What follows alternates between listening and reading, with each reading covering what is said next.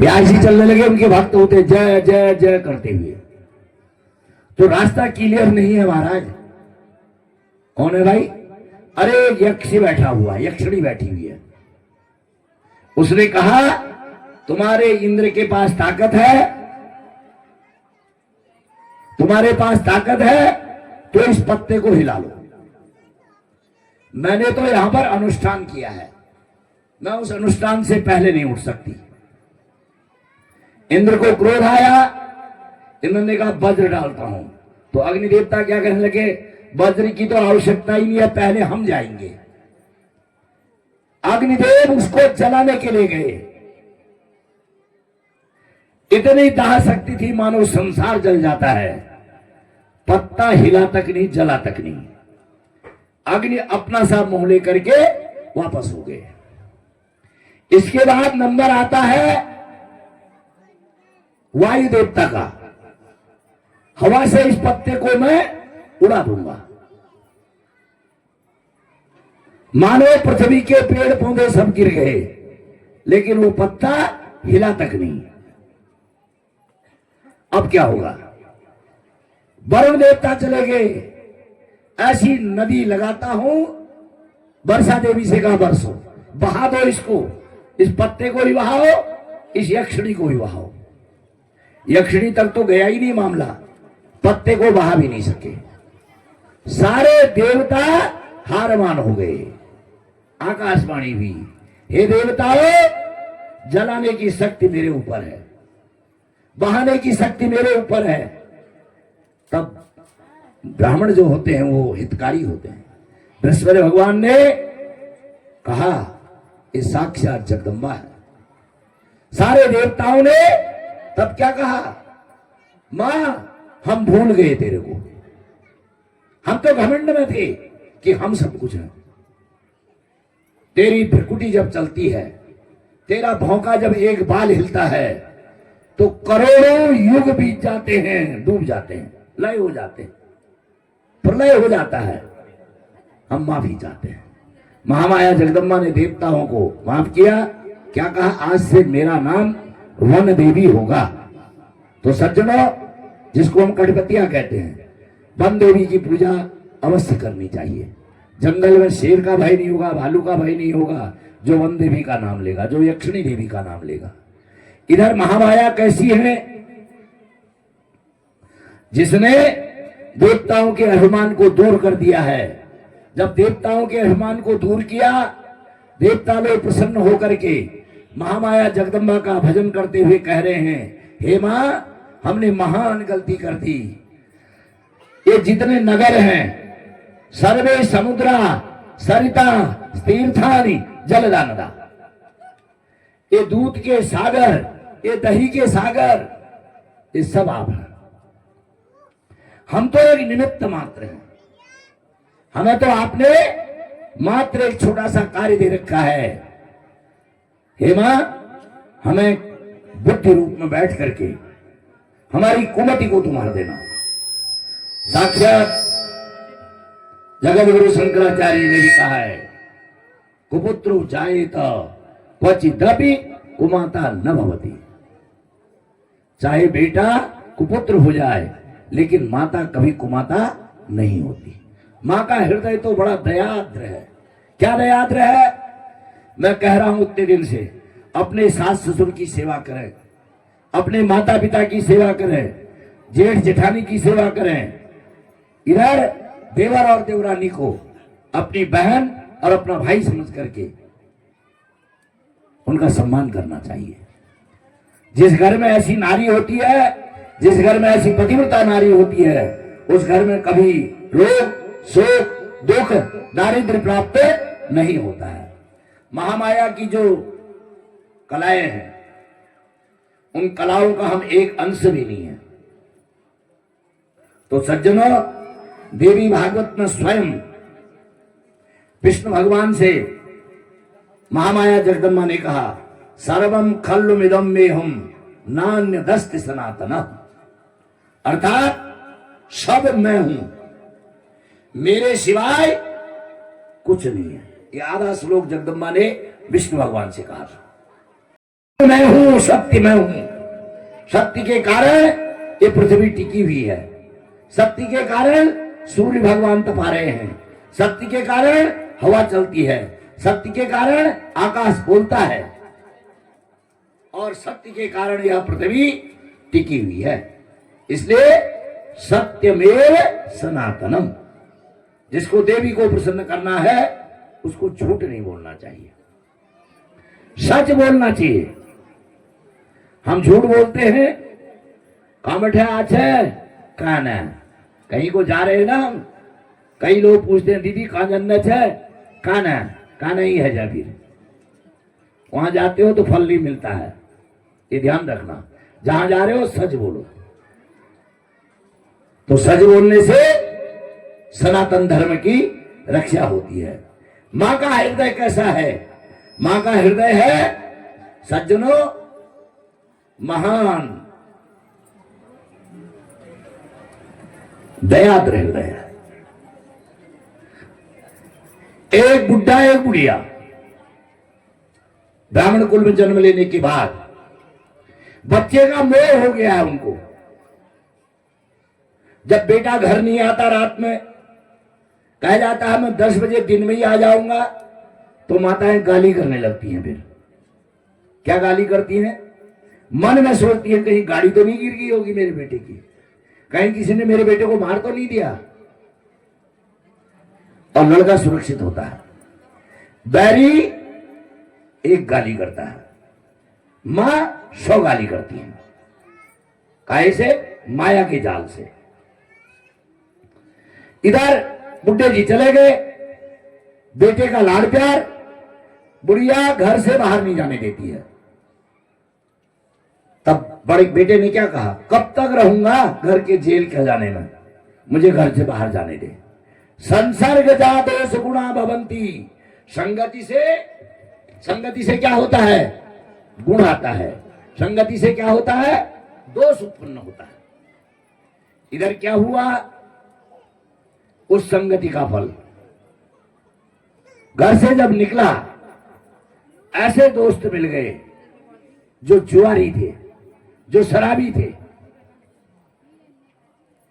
भागवत में देवी मैया कह रही हैं, जहां कहीं भी भागवत सुनने जाते हो, जहां कहीं सत्यनारायण की कथा सुनने जाते हो, जहां देवी का पूजन करने जाते हो, तो अपने शरीर के अंतर्गत कई दोष हैं, एक दोष त्याग देना चाहिए। कोई बीड़ी पीता हो तो बीड़ी त्याग दो, शराब पीता है शराब त्यागे, गप मारना सीख रखा है तो गप मारना छोड़ दे। ये दोष है हमारे शरीर के अंतर्गत। तीर्थ यात्रा में जाते हो तो वहां हम संकल्प करते हैं। तीर्थ यात्रा में किया गया दोष तो मिट जाता है, झूठ मिट जाता है, लेकिन देवी मैया के भागवत को करने के बाद अगर दोष अपने ऊपर रखे तो कहानी गड़बड़ हो जाती है। तो वह बच्चा ऐसी संगति में पड़ गया, सारे पैसे घर के खत्म। अगर तुम पैसे न देने नहीं जा, मैं विष खा दूंगा, मैं घर नहीं आऊंगा। बुढ़िया ने अपना जेवरात भेज दिया, ले बेटा जा, तुझे सुख मिलना चाहिए बस। जाते जाते वो कुसंग में पड़ गया, वैश्याओं के चक्कर में। वैश्याएं जब तक पैसा था तब तक तो मोह लगाया, अब पैसा हो गया खत्म। वैश्याओं ने कहा तुम रोज आने में देर करते हो, दोस्तों ने कहा तुम देर से आते हो, लेकिन एक काम करता था ये, प्रातःकाल उठकर मां को स्नान कराने के बाद, खाना पीना खिलाने के बाद मां की सेवा करता था, लेकिन कुसंग में जरूर जाता था। सायंकालीन जल्दी आ जाता था। दोस्तों ने कहा ऐसी दोस्ती नहीं होगी, हम रात को 12 बजे चोरी करते तो तुझे भी आना पड़ेगा उसमें। इधर वैश्याओं ने जब कहा इतनी देर में क्यों आते हो, तब क्या कह रहा है, मेरे घर में मेरी बूढ़ी मां है, मां को पकड़ या हमको पकड़। अब 2 नाव में पांव हो गया। घर आया, कौन सी मुद्रा बना दी, सोच की मुद्रा। माँ ने क्या कहा, बेटा आज तुझे मेरे जीते जी क्या कष्ट हो गया, तू कहा तो मैं अपना प्राण भी दे सकती हूं तेरे लिए, बस उसको इतना ही चाहिए था। क्या कहा था वैश्या ने, क्या कहा था दोस्तों ने, घर जाओ मां का गला काट करके लाओ, न तो बांस न बांसुरी, बजेगी ही नहीं जब बांस नहीं रहेगा तो, झंझट ही नहीं रहेगी, बुढ़िया का गला काट लाओ और दौड़ते हुए उस गर्म खोपड़ी को, उस गर्दन को हमारे पास लाओ, हम तब सच मानेंगे। घर गया, फिर सोचने लगा मां को कैसे मारूं।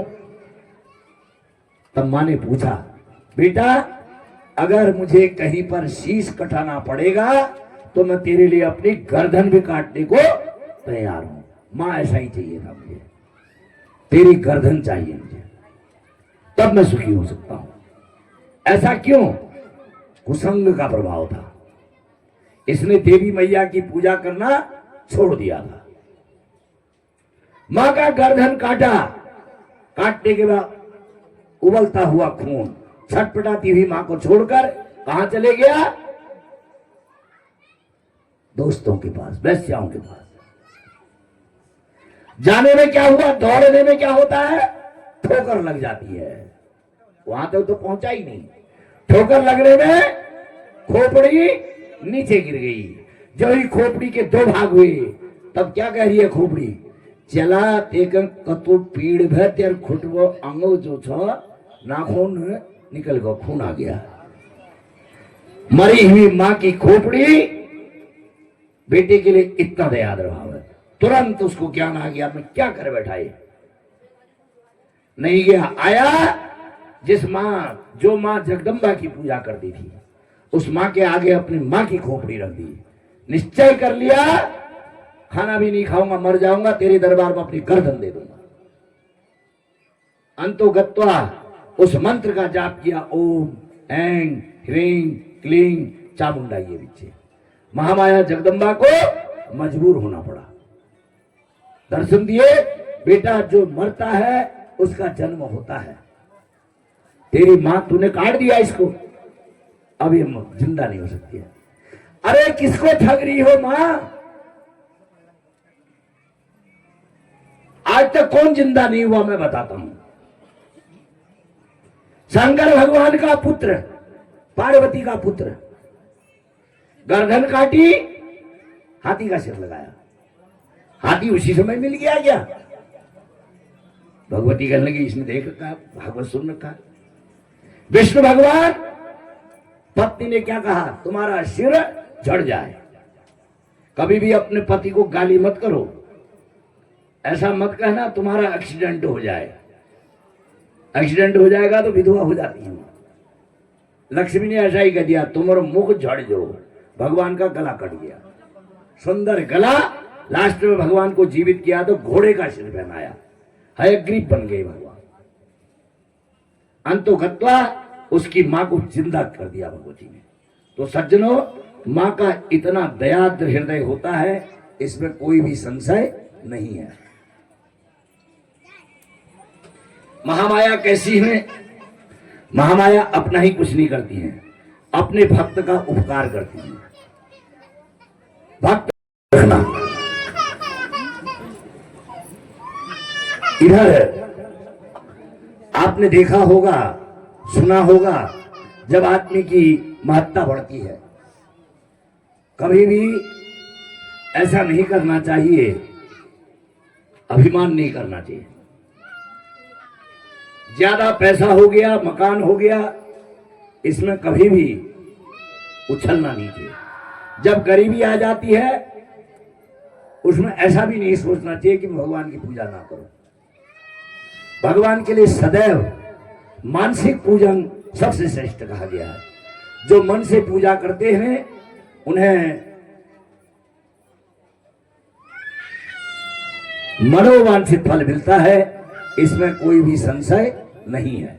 सज्जनों, इधर क्या होता है, महामाया जगदम्बा, जिसका नाम नारायणी देवी है, जिसका नाम कमला है, लक्ष्मी है, ऐसी महामाया जन्मे जय पूछ रहे हैं, हे प्रभु उस यक्ष रूपिणी महामाया ने जब इस प्रकार का स्वरूप बनाया तो उसका मंत्र क्या था? उसका मंत्र एकमात्र था, ओम ह्रीं। क्या मंत्र था? ओम ह्रीं। मई की मात्रा, उसमें आधा र, उसके ऊपर अनुस्वार। रेम ह्रीं जो जपता है उसकी मनोकामनाएं पूर्ण हो जाती है, क्योंकि ये माया बीज मंत्र है। हम माया से जुड़े हैं तो ह्रींकार का उच्चारण अवश्य करना चाहिए। व्यापार करने वाला व्यापार, विद्या वाला विद्या, पुत्र वाला पुत्र। विद्या के लिए बताया है एंग, माया के लिए बताया है ह्रीं, और कामना, कामना माने जिस चीज की हम कामना करते हैं उसके लिए बता रखा क्लीं। इन 3 मंत्रों को जपो, नहीं तो मां के 9 अक्षर हैं, उन 9 अक्षरों का उच्चारण करो। उस महामंत्र का जो जाप करते हैं उन्हें जगदम्बा अवश्य वे कष्ट से दूर करती है, इसमें कोई संशय नहीं है। इसमें आया हुआ है जो गायत्री की उपासना नहीं करते। गायत्री का मतलब है गाय माने गाने वाले की, त्र माने रक्षा करती है। जो गाना गाता है मैया के यहाँ, देवताओं के यहाँ गाना गाता है, उसको गायत्री कहते हैं। गायत्री का कभी लोभ नहीं करना चाहिए। एक समय क्या हो गया, अनावृष्ट्यापि दुर्भिक्षम भवत्यक्ष से कारकम। एक समय के काल में 15 वर्ष तक वर्षा ही नहीं हुई। जब 15 वर्ष तक अनावृष्टि हो गई, सारे लोग क्या खाएं? मनुष्य तो क्या खाएं कह ही रहे हैं, देवता भी रोने लग गए। कारण है जब गृहस्थी उस हवन करता है अपने अन्न के द्वारा, उगाए गए अन्न के द्वारा, तब भगवान पाते हैं। आज पाया देवी ने, आज आपने हवन किया, खीर का हवन हुआ, शाक पात का हवन हुआ, केले का हवन हुआ, धूप का हवन हुआ, गिलोई का हवन हुआ, सफेद मिर्च का हवन हुआ, सब चीज भस्म गति में डाली गई, स्वाहाकार में डाली गई। तो यहां जब वर्षा नहीं हुई, सारे शरीर जलने लग गए। माताएं, स्त्री, पुरुष, बाल, बच्चे सब रोने लगे। क्या करना चाहिए?